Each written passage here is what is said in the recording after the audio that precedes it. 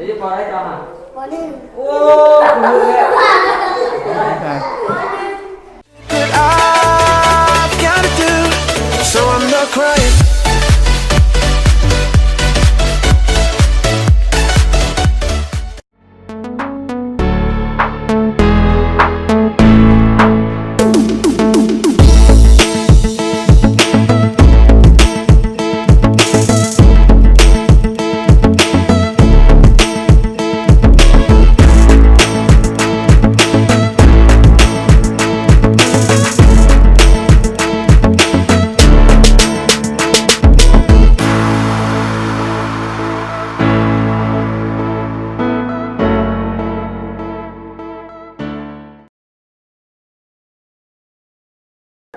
สบายดีปีใหม่ปี2020มื้อนี้เป็นมื้อวันที่3เดือนที่1ปี2020เนื่องในโอกาสปีใหม่สากลปี2020นี้เนาะพ่อแม่ครูบาอาจารย์พร้อมด้วยคณะได้ลงมาแจกขนมให้แก่หลานน้อยนักเรียนที่โรงเรียนประถมสมบูรณ์บ้านหลัก7เมืองคำเกิดแขวงบริคำไสซึ่งเป็นบ้านเกิดของพระอาจารย์อุ๋ยศรีบุญเฮืองตอนนี้ก็เวลาก็ประมาณ 1:00 นเนาะ 1:00 นยังแต่ว่าหลานน้อยนักเรียนก็ยังบ่ทันมาเบิดเทื่อครูอาจารย์ก็ยังบ่ทันมาเทื่อเนาะตามที่สอบถามข้อมูลเพิ่นมาเนาะสำหรับโรงเรียนประถมสมบูรณ์บ้านหลัก7นี้เพิ่นก็จะแบ่งออกเป็นอยู่2แห่งหรือว่า2บอนก็คือมีโรงเรียนตั้งอยู่2บอนแต่ว่าเป็นหมวดเดียวกันเนาะตั้งอยู่คนละบอนห่างไกลกันเติบแล้วคือหมวดที่1ก็คือหมวดที่เฮาอยู่ในนี้หมวดตัวนี้นี่มันมีนักเรียนอยู่ประมาณ40ปลายคนก็คือเดินตั้งแต่ป .1 ฮอดป .3 เนาะและอีกบอนหนึ่งแม่นป .4 กับป .5 ฉะนั้นในขณะที่เฮารอท่าครูอาจารย์แล้วก็หลานน้อยนักเรียนมาร่วมตัวกันเนาะเฮาสิพาไปเบิ่งบรรยากาศของโรงเรียนเพิ่นว่าเป็นแนวใด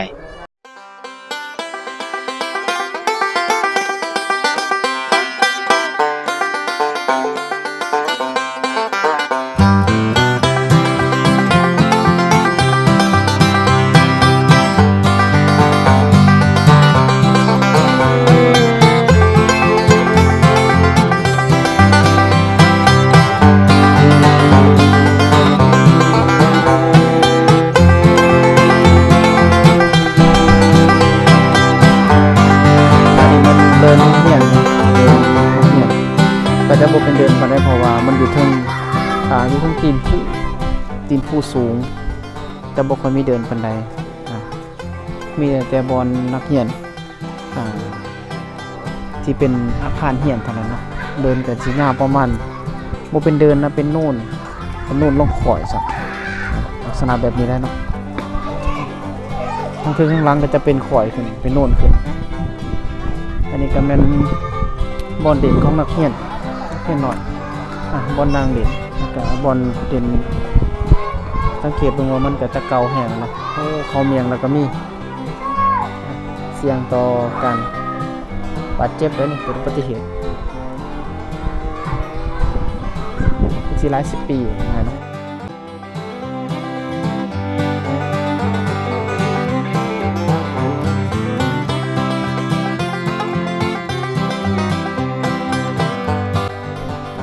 ตอนนี้น้องน้อยนักเรียนกำลัง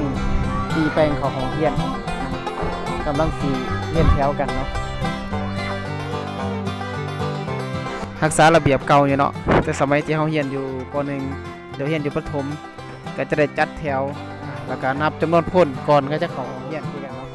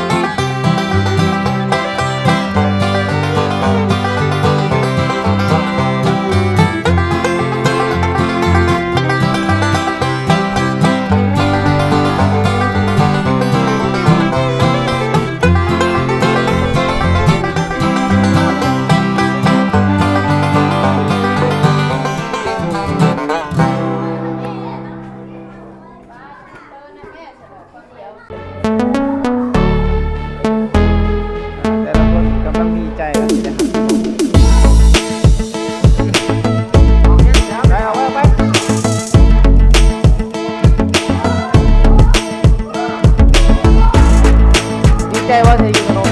นะ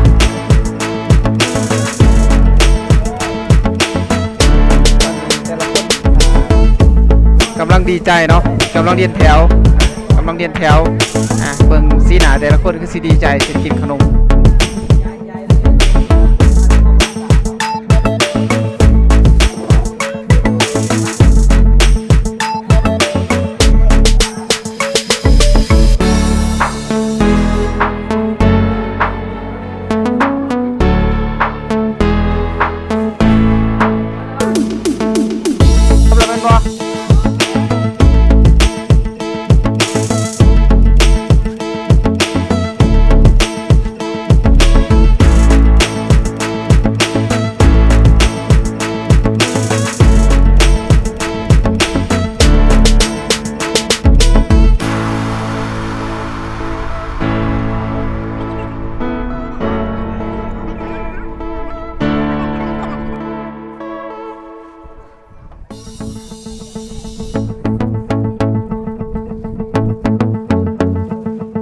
เรือซ้ำนี่เนาะ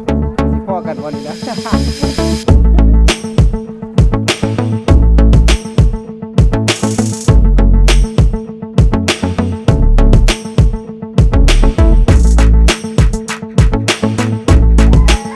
อ้าวตอนนี้ก็มีเหตุการณ์เกิดขึ้นเนาะใครอยากบริกินขนมก็ชัก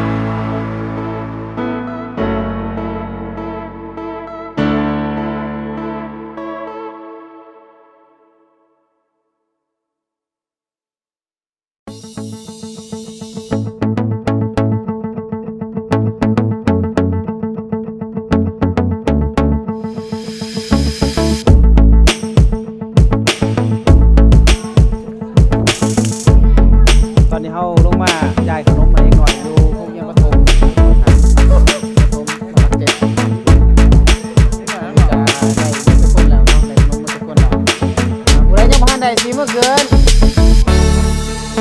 ได้แล้วสีเมื่อเกินมิดผู้ใดยังพันได้สีเมื่อเกิน